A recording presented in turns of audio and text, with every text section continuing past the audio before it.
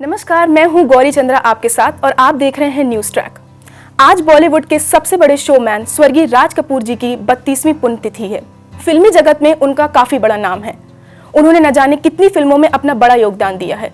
उनको फिल्मी जगत के सबसे बड़े पुरस्कार दादा साहेब फिल्म अवार्ड से भी नवाजा गया है। इसी मौके पर आज हमारे साथ वरिष्ठ पत्रकार श्रीधर अग्निहोत्री जी हैं। आइए हम उनसे कुछ इस बारे में बात करते हैं। सर, न्यूज़ ट्रैक के दर्शकों की तरफ से आपका स्वागत है।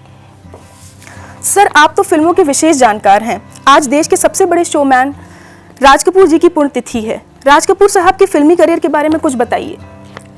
देखिए, राज कपूर साहब फिल्मी दुनिया के बहुत बड़े शोमैन कहे जाते हैं और ये इनको विरासत मिला है। उनके पिता पृथ्वीराज कपूर नाट्य मंच के बड़े कलाकार थे और उन्हीं की छत्र छाया में उन्होंने अभिनय सीखा। इसके बाद उनका संपर्क केदार शर्मा जी से हुआ, जो उस ज़माने में बॉम्बे टाकी चलाते थे। उनके संपर्क में रहकर उन्होंने उनके स्टूडियो में स्पॉट बॉय का काम करते थे। लेकिन केदार शर्मा जी ने देखा कि इस लड़के में प्रतिभा है। उन्होंने 11 साल की उम्र में उनके लिए एक पिक्चर इंकलाब में अभिनय कराया, जिसमें राज कपूर ने अच्छा अभिनय किया।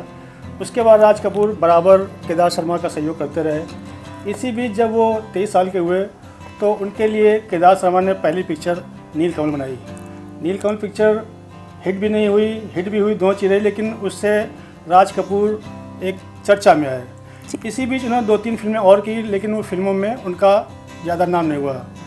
फिर राज कपूर साहब को लगा कि शायद मैं अभिनय में इतना सफल ना हो पाऊँ, तो उन्होंने एक आर.के. राज कपूर स्टूडियो बनाया और अपना नया एक बैनर बनाया।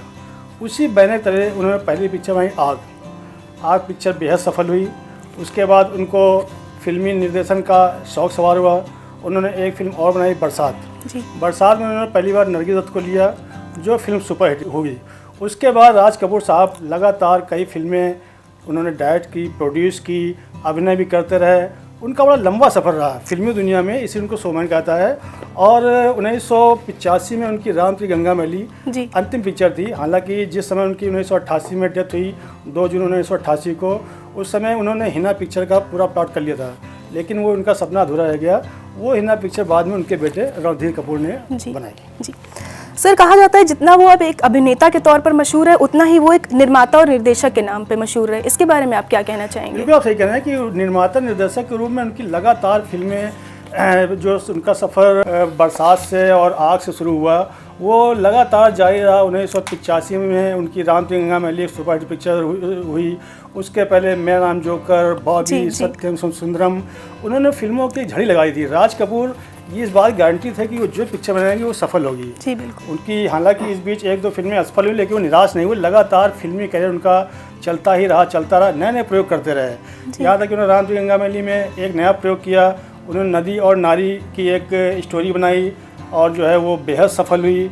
बॉबी पिक्चर में उन्होंने एक नया, जो 16 साल की उम्र के लड़के लड़कियाँ होते हैं, उनके प्रेम के लिए उन्होंने एक नई कहानी बनाई।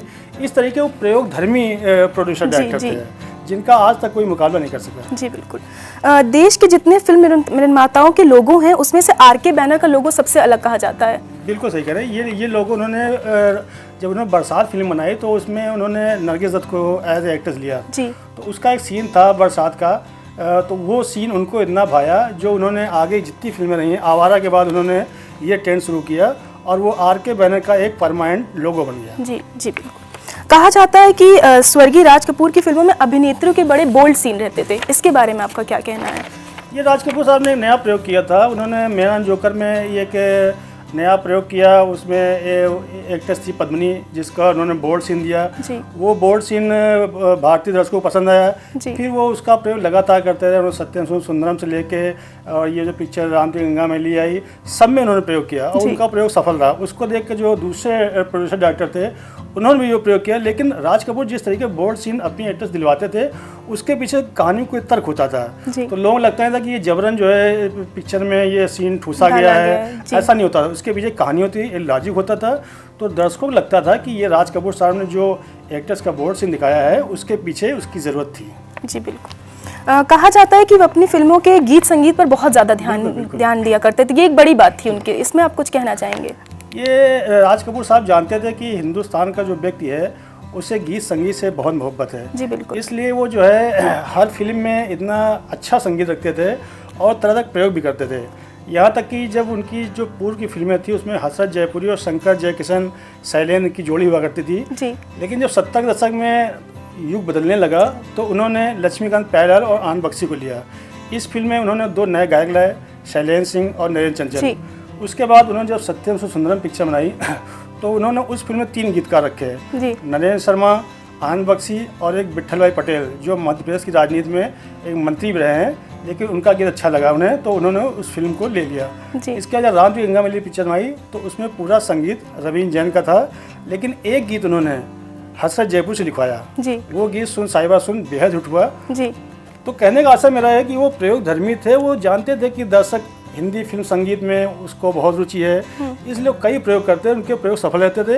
यहाँ तक कि फिल्म में जब लोग देखने आते तो गानों में इतना मस्त रहते थे कि वही उनकी सफलता का कारण था। जी, आप कहना चाहते हैं वो एक्सपेरिमेंट के बहुत शौकीन थे, बहुत करते थे और वो पसंद आ जाता था कहीं ना कहीं दर्शकों को। समझ चुके थे कि यहाँ का जो दर्शक है उसको गीत संगीत अच्छा लगता है, क्या उसकी नब्ज है, उसी तरीके वो गीत प्रयोग करते हैं। जैसे कि संतोषान साहब ने एक बार अपने इंटरव्यू बताया था कि प्रेम रोग पिक्चर का जो गाना है ये गलियां चौबारा, उसमें राज कपूर साहब ने 3-4 बार उनसे गीत लिखवाया। बोले लेकिन वो चीज़ नहीं आ पाई जो मैं चाहता हूँ कि जब बेटी को एक बाप विदा करता है या बेटी जब अपने ससुराल जाती है उसकी क्या फील करती है। तो संतोषान साहब जो इस फिल्म के गीतकार हैं उन्होंने कहा मैंने 4-5 बार जो है ये गीत लिख के दिया राज कपूर साहब को, लेकिन उनको पसंद नहीं आया। तो फिर मैंने अपनी बेटी को एक दिन जो है बगीचे में गोद में लिया और जो मेरी फीलिंग थी उन फीलिंग को मैंने अपने शब्दों में उकेर दिया। तो वो गाना आज भी आप सुनिए, ये गलियां चौबारा, जी बिल्कुल, वो गीत आज भी सुपर हिट, जबकि ये पिक्चर आए हुए 1982 में आई थी। आज इस पिक्चर को जो है 38 साल हो गए हैं, लेकिन आज भी ये दिल को लुभाती है। बिल्कुल बिल्कुल। स्वर्गीय राज कपूर जी की निर्देशित अंतिम फिल्म राम तेरी गंगा मैली थी, जिसको 5 फिल्म फेयर अवार्ड मिले। सर इसके बारे में आप कुछ थोड़ा बताएं। मैंने जैसे पहले कहा ना कि राम तेरी गंगा मैली पिक्चर एक ऐसी थी जो आज ये गंगा का अभियान देश में चल रहा है, इसके सबसे पहले जनक राज कपूर साहब थे। जी बिल्कुल। 1985 में जब गंगा को लेकर किसी को जागरूकता नहीं थी तो स्वर्गीय राज कपूर साहब ने जो ये स्टोरी बनाई थी कि जो गंगा नदी इतनी प्रदूषित हो रही है, और उन्होंने उस स्टोरी में नदी को और नारी को उस पर जो अत्याचार होता है उसको एक साथ कंपाइल करके वो पिक्चर बनाई। वो पिक्चर इतनी सुपर हिट हुई कि आज भी 35 साल हो गए हैं। और मुझे याद है जहाँ तक कि वो पिक्चर होने के बाद ही उनको 1987 में दादा साहब फाल्के पुरस्कार घोषणा हुई थी। उसके बाद जब राष्ट्रपति भवन में 1988 में ये दादा साहब फाल्के पुरस्कार लेने गए थे, आर वेंकटरमण साहब जो है राष्ट्रपति, तभी उनके सांस को तकलीफ हुई थी और 2 जून 1988 को उनका निधन हुआ था। जी जी बिल्कुल। सर बहुत बहुत शुक्रिया आपका हमारे साथ जुड़ने के लिए। आप लगातार देखते रहिए न्यूज़ ट्रैक, देश दुनिया की विभिन्न खबरों के साथ लगातार हमारे साथ जुड़े रहिए। धन्यवाद।